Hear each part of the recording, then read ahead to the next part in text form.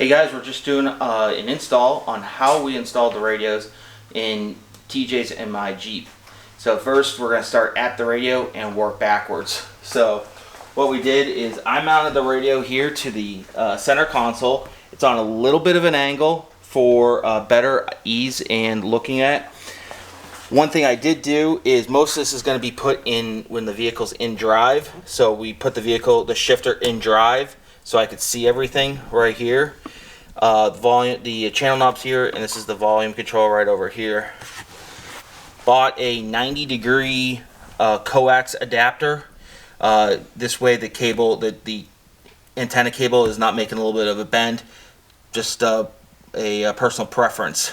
So we're going to work backwards from both. So the antenna cable, it's 6 meters long, so it's pretty long for the Jeep. So it is all spooled in a circle under the center console, and we have it zip tied to a factory wiring harness.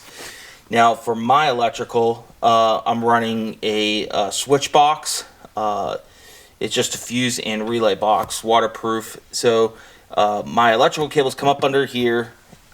I take the glove box out, and that's where they're soldered into the main line.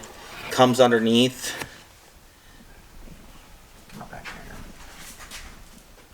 Comes up here, and we're going through the firewall right here. This on the Jeep Wrangler JKs, these panels on both driver and passenger side come out with a trim removal tool.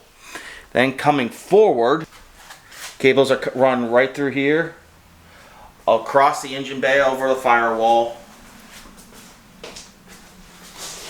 and then into my waterproof fuse box.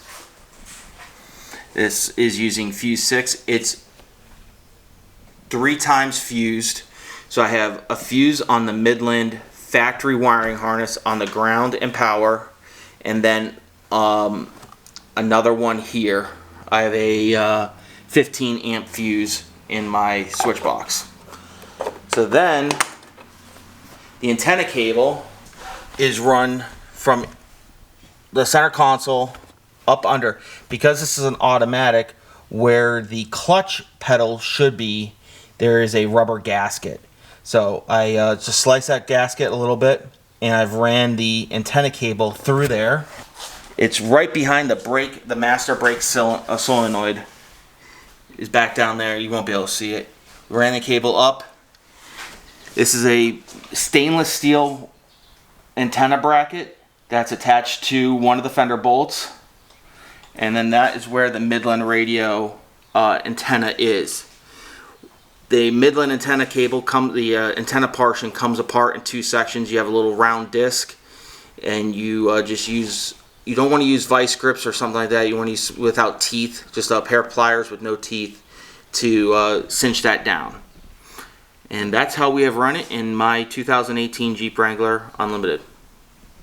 Okay. I want to show you how I installed the radio in my 2016 JK. This is the Midland MXT400 mounted above the mirror on the JK using a rugged ridge mount for radios.